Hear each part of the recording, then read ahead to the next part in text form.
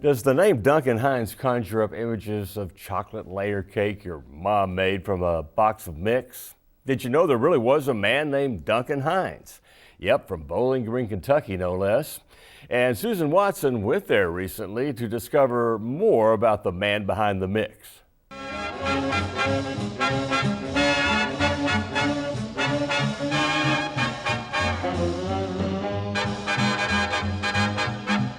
Duncan Hines was a man who loved to travel, and he loved good food.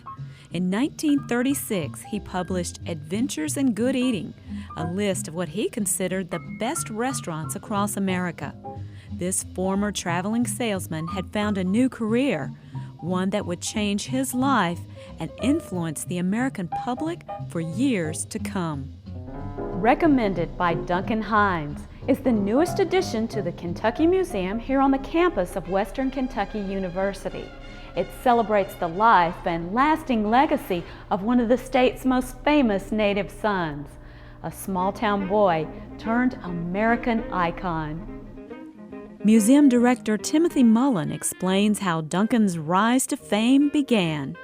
As a young man, Duncan Hines left Bowling Green and went to Chicago and got a job actually as a traveling salesman. And as he traveled around, he kept track of the places that he liked to eat, the restaurants that he thought were good. And in 1935, he and his wife produced a list of their 100 favorite restaurants that they send out with their Christmas card that year. And everybody that got it, wanted another. They wanted to share it with their friends. And so, being an entrepreneur, he immediately says, what I can do is produce a book. And it sells like hotcakes. Hines began renting recommended by Duncan Hines signs to the establishments that received his endorsement.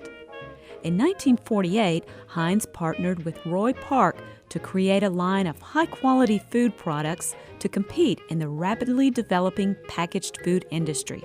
The first thing that they did in 1948 was ice cream, and that's just such a surprise. Everyone thinks of cake mixes, and we have a lot of cake mixes, but they did milk, they did butter, they did cottage cheese and things like that, along with cake mixes. America accepted him as the arbiter of good taste, not only of where to stay, but now things that tasted good too. The other thing that Duncan Hines did, they kept pace with a changing America. Certainly, America was starting to own the family car and travel a lot when he starts doing his travel guides. But as they get into the 50s and they get into the brand name things, foods and such, America was also growing leaps and bounds after the Second World War. Everybody had their little suburban house and they all were building patios out back, and they started grilling outside, which people didn't really much do before that, but it became a national pastime. And so Duncan Hines gets into that business, and this is a Duncan Hines grill from 1954, I believe. The dishes are Duncan Hines brand dishes. The salad dressing is Duncan Hines salad dressings. The salt and pepper shakers, even the lighter, is a Duncan Hines lighter.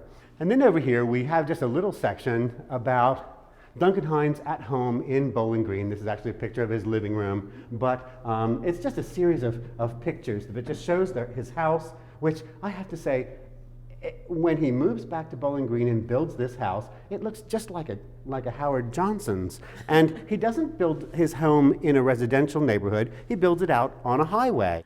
Throughout the exhibit, reader rails serve up extra helpings of tasty Duncan Hines trivia.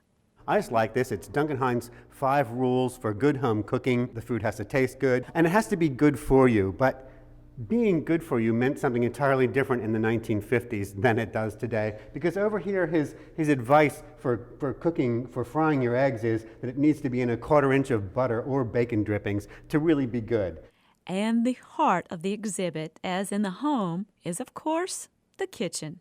This is, as much as we could, a reproduction of his kitchen in that house in Bowling Green. This is his stove, and we do have some other things that belong to him. The cocktail shaker, there's a mixer back there, this weird and wonderful ice bucket that's on top of the fridge.